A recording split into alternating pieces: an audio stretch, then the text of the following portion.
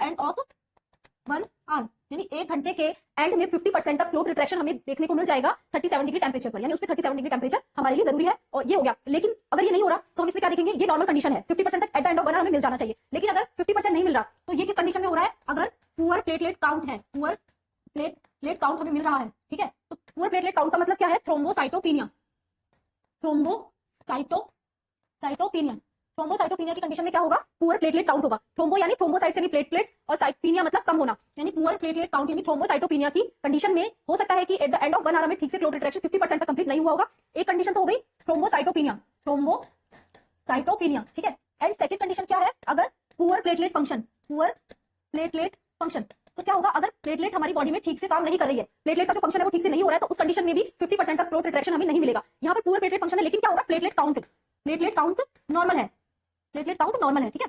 यानी कि एक कंडीशन हमने थ्रोम्बोसाइटोपिनिया जहां पर प्लेटलेट काउंट कम है, और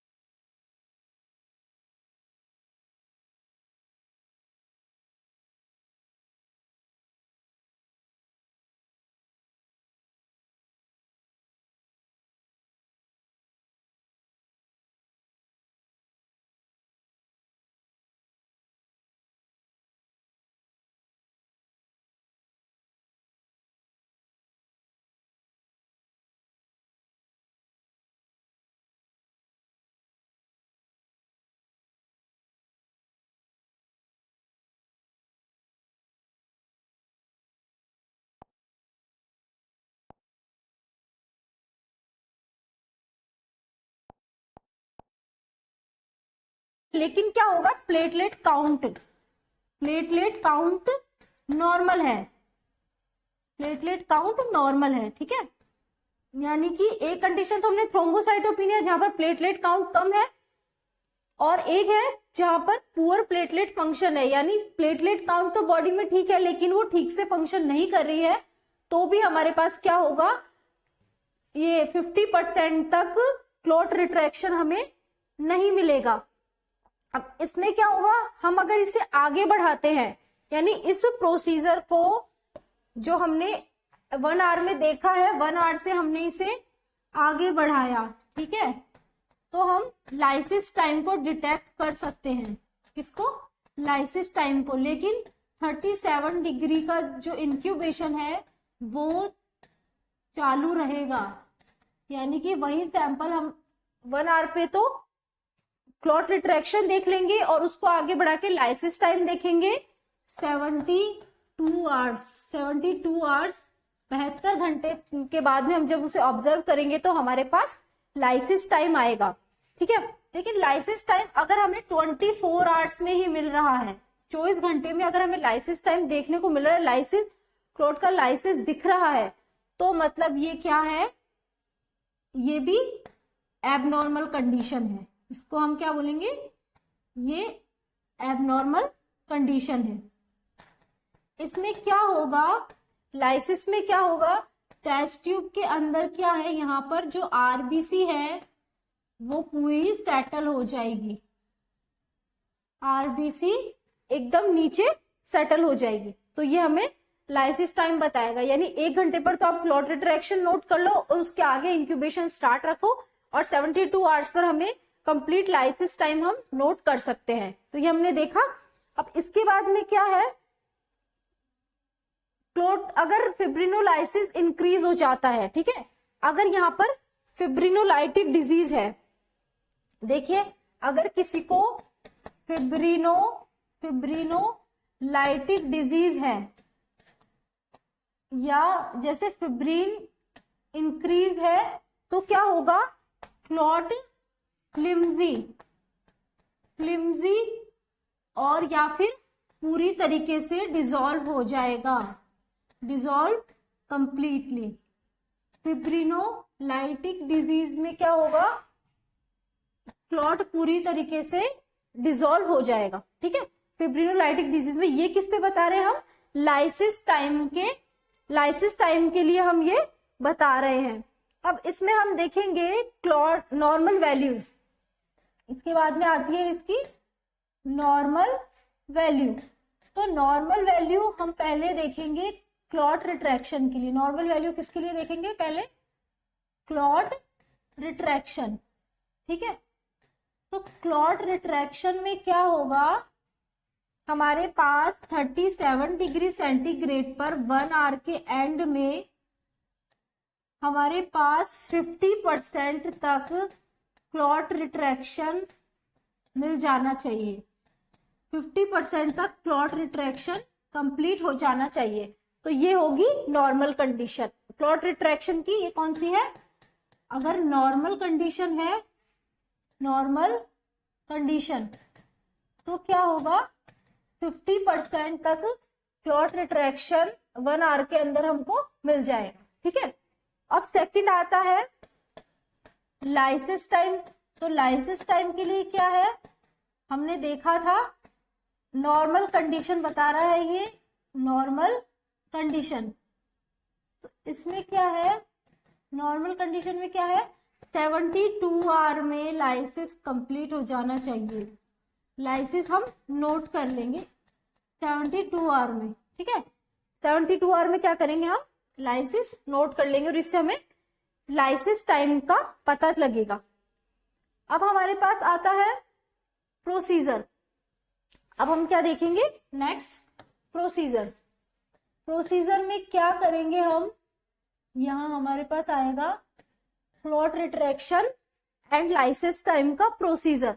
तो इसमें क्या होता है, हम वाटर बाथ पर 37 डिग्री पे उसको देखते रहेंगे, यानी जो सैंपल है हमारे पास उसको हम वाटर बाथ पर रखेंगे और 2 टाइम पे नोट कर लेंगे, एक तो 1 आवर पर और एक 24 आवर पर।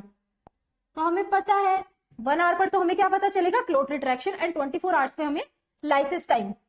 अब इसके बाद में है ये हो गया, तो हम क्या देखेंगे कि क्लोट, जो क्लोट हमें मिला है, ठीक है, तो वो क्या है, उसकी साइज और कंसिस्टेंसी एंड रिट्रैक्शन, ठीक है। क्लोट की क्या है, साइज एंड कंसिस्टेंसी, कंसिस्टेंसी। हम क्या नोट करेंगे, क्लोट की साइज एंड कंसिस्टेंसी, यानी कि पुअर क्लोट फॉर्मेशन है, पुअर क्लोट फॉर्मेशन यानी वो कैसा दिख रहा है, और रिट्रैक्शन ठीक से है या नहीं है, वो हम देखेंगे। इसके बाद में इसका वाटर बाथ पे, मतलब इसको आगे कंटिन्यू रखेंगे, इसका कंटिन्यू रखेंगे, और 72 आवर्स पे, 72 आवर्स पर हम उसे नोट कर लेंगे। 72 आवर्स पे क्या नोट कर लेंगे हम, लाइसिस टाइम। 72 आवर्स पे हम लाइसिस टाइम नोट कर लेंगे, ठीक है। समझ आया। 24 आवर्स पे क्लोट की size and consistency, poor clot formation है या पुअर क्लोट रिट्रैक्शन है, वो हम at the end of 1 hour. और अगर इसको ही आगे वाटर बाथ पर, अगर वाटर बाथ पर 37 डिग्री पर, वाटर बाथ पर 37 डिग्री पर अगर ये टेम्परेचर हम इसको दे रहे हैं, आगे बढ़ा रहे हैं 72 आवर्स पे, हम उसकी वैल्यू नोट कर लेंगे। 72 आवर्स पे वैल्यू देख लेंगे कि वो कैसा दिख रहा है, और उसके बाद में हम लाइसिस टाइम नोट कर लेंगे, ठीक है। अब इसके बाद हमारे पास बात आती है कि जो रिट्रैक्शन है, ठीक है, क्लॉट रिट्रैक्शन, तो हम देखेंगे 1 आवर पर, और लाइसिस देखेंगे 72 आवर्स पर। यही आपको बेसिक जो मेन चीजें हैं वो याद में रखनी है। 1 आवर एंड लाइसिस के लिए है 72 आवर्स। तो क्या होगा, हीमोफीलिया है, हीमोफीलिया पे क्या होगा, अगर किसी को हीमोफीलिया है, हीमोफीलिया, तो क्या होगा, क्लॉट फॉर्मेशन नहीं होगा, क्लॉट फॉर्मेशन नहीं होगा। हीमोफीलिया की कंडीशन में नो क्लॉट फॉर्मेशन, हीमोफीलिया की कंडीशन में क्या होगा, क्लॉट फॉर्मेशन नहीं होगा। ये एबनॉर्मल कंडीशन इससे हमें पता चलती है। और अगर एबनॉर्मल प्लाज्मा प्रोटीन का काम हो रहा है, तो वो क्या करेगा, अगर यहाँ पर एबनॉर्मल प्लाज्मा प्रोटीन्स फंक्शन हो रही है, abnormal plasma proteins, abnormal plasma proteins का फंक्शन है, तो क्या होगा, क्लॉट रिट्रैक्शन नहीं होगा, क्लॉट रिट्रैक्शन पुअर होगा, ठीक है। क्लॉट रिट्रैक्शन क्या होगा, पुअर होगा। तो ये हमने देखी। तो मैं आपको बताती हूँ स्टार्टिंग से कि क्लॉट रिट्रैक्शन का मतलब क्या होता है। ब्लड क्लॉट है, उसका श्रिंकेज, जिससे सीरम एक्सीड हो जाएगा, जो टेस्ट ट्यूब की वॉल्स है उससे इस तरीके से यहाँ पर ब्लड क्लॉट आ जाएगा, ऊपर हमें सीरम दिखने लग जाएगा, तो वो क्लॉट रिट्रैक्शन होता है। अब इसके बाद में हमारे पास आता है, इसके बाद में हम देखते हैं प्रिंसिपल, देखते हैं। हमने सैंपल कलेक्ट किया, उसके बाद में जो ब्लड क्लॉट है उसके ऊपर 30 सेकंड से, यानी कि कलेक्शन के विद इन 30 सेकंड्स पर क्या होगा, थ्रोम्बोस्टेनिन फंक्शन करने लग जाएगा। थ्रोम्बोस्टेनिन क्या है, थ्रोम्बोस्टेनिन एक ऐसा सब्सटेंस है जो कि रिलीज होता है बाय प्लेटलेट्स, ठीक है। तो अगर थ्रोम्बोसाइटोपिनिया की कंडीशन है, अगर प्लेटलेट काउंट कम है, तो ये ठीक से ऑब्जर्व नहीं होगा। एंड अगर पुअर प्लेटलेट फंक्शन है, प्लेटलेट काउंट तो ठीक है लेकिन प्लेटलेट सही से फंक्शन नहीं कर रही है, तो भी क्लॉट रिट्रैक्शन ठीक से नहीं दिखेगा। तो ये कब मिलेगा हमें, 37 डिग्री टेम्परेचर इसके लिए जरूरी है। इसके लिए हमको 37 डिग्री टेम्परेचर, और उसके बाद में हमने उसी में लाइसिस टाइम को भी नोट करना है। तो क्या करेंगे, 1 आवर के क्लॉट रिट्रैक्शन की वैल्यू उसको हम देखने के बाद में 37 डिग्री इंक्यूबेशन जो वाटर बाथ है उसको हम स्टार्ट रखेंगे, आगे कंटिन्यू करेंगे, तो उससे हमें लाइसिस टाइम मिलेगा। जो लाइसिस टाइम है वो 72 आवर्स पे नोट किया जाता है। आरबीसी एकदम बॉटम में सेटल हो जाती है। अगर फिब्रिनोलाइटिक डिजीज है और तो क्लॉट फ्लिम्जी होगा या फिर कंप्लीटली डिसॉल्व हो जाएगा। इसके बाद आता है नॉर्मल वैल्यू। तो क्लॉट रिट्रैक्शन की नॉर्मल वैल्यू क्या है, 37 डिग्री पर eight the end of first hour 50% तक क्लॉट रिट्रैक्शन ऑब्जर्व हो जाना चाहिए। ये तो नॉर्मल कंडीशन में है। और लाइसिस टाइम की नॉर्मल कंडीशन क्या है, 72 आवर्स पर लाइसिस हमें मिल जाना चाहिए। और अगर 24 आवर्स, यानी कि अगर with in 24 hours, with in 24 hours, अगर 24 घंटे में ही लाइसिस हमें मिल रहा है, ठीक है, तो ये क्या है, एबनॉर्मल कंडीशन है, एबनॉर्मल कंडीशन। अगर 24 आवर्स में ही मिल रहा है तो वो क्या है, एबनॉर्मल कंडीशन है। अगर विद इन 24 आवर्स हमें लाइसिस मिल रहा है तो ये क्या है, एबनॉर्मल कंडीशन है। इसके बाद नेक्स्ट आता है प्रोसीजर। प्रोसीजर क्या है, सैंपल को हमने वाटर बाथ पे रखा, हमने 37 डिग्री टेम्परेचर रखा, तो उसके बाद में क्या होगा, 1 आवर पे हम क्लॉट रिट्रैक्शन नोट कर लेंगे। 24 आवर्स पर देखेंगे, अगर यहीं पर हमें लाइसिस दिख जाता है तो एबनॉर्मल कंडीशन है, और अगर नहीं दिखता है तो 72 आवर्स पर जाकर अगर वहां लाइसिस दिखता है तो नॉर्मल कंडीशन है। इसके बाद में क्लॉट की साइज एंड कंसिस्टेंसी, उसकी कंसिस्टेंसी देखेंगे कि पुअर क्लॉट रिट्रैक्शन है या फिर नॉर्मल क्लॉट रिट्रैक्शन है। इसके बाद में हम उसे कंटिन्यू वाटर बाथ 72 आवर्स तक देखेंगे और लाइसिस टाइम को नोट करेंगे। अब इसके बाद हमारे पास में आता है हमारा नेक्स्ट टॉपिक है थ्रोम्बिन टाइम। नेक्स्ट हमारा क्या है, थ्रोम्बिन टाइम।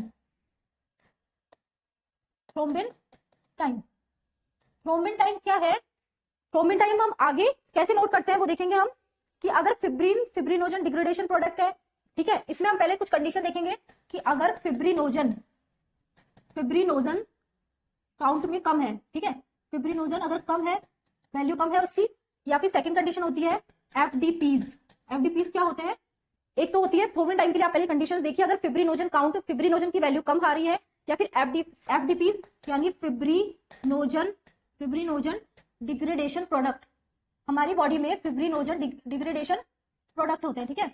तो अगर ये प्रोडक्ट फिब्रिनोजन डिग्रेडेशन प्रोडक्ट अगर इनकी वैल्यू ज्यादा है, एफडीपीज की वैल्यू अगर बॉडी में ज्यादा है, एक ये कंडीशन हो गई। एक तो हो गई फिब्रिनोजन काउंट का कम होना, वैल्यू का कम होना, एक एफडीपीज फिब्रिनोजन डिग्रेडेशन प्रोडक्ट यानी कि जो फिब्रिनोजन को तोड़ते हैं, ब्रेक डाउन करते हैं, अगर उसकी वैल्यू ज्यादा है, एक प्रेजेंस या फिर हम कह सकते हैं इंक्रीज ऑफ हिपेरिन।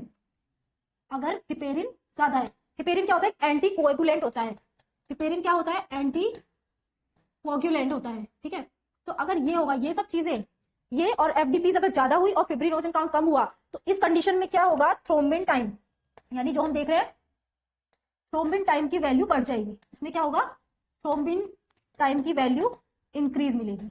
तो हमारे पास कुछ कंडीशंस आ गई, हम इसे क्लिनिकल सिग्निफिकेंस की तरह भी देख सकते हैं कि अगर थ्रोम्बिन टाइम ज्यादा आ रहा है तो इसका मतलब ये कुछ कंडीशंस हमारे सामने है।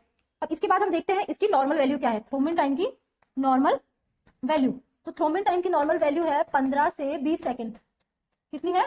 थ्रोम्बिन टाइम की वैल्यू है 15 से 20 सेकंड, ठीक है। तो इसके बाद में क्या होगा? अब हम इसके प्रिंसिपल को देखते हैं। प्रिंसिपल क्या है? थ्रोम्बिन टाइम कैसे किया जाता है? प्रिंसिपल है thrombin time is detect, thrombin time is detect. ये कब हम डिटेक्ट करेंगे? जब हम प्लाज्मा प्लस हमारे पास जो ह्यूमन बॉडी का सैंपल है उसके अंदर हम थ्रोम्बिन को सिट्रेट प्लाज्मा में, थ्रोम्बिन टाइम कब यूज किया जाता है? Citrate plasma plus thrombin, citrate plasma plus thrombin, ये मिक्सचर हम यूज में लेंगे कि हमारे पास कमर्शियली मार्केट में अवेलेबल होता है। Citrate plasma in the presence of calcium ions की प्रेजेंस में हम थ्रोम्बिन टाइम यूज करते हैं, ठीक है। Sorry, citrate plasma plus thrombin का जो मिक्सचर है, कैल्शियम आयन की प्रेजेंस में हम थ्रोम्बिन टाइम नोट करते हैं। तो इसके बाद क्या होगा? अब हम इसमें देखिए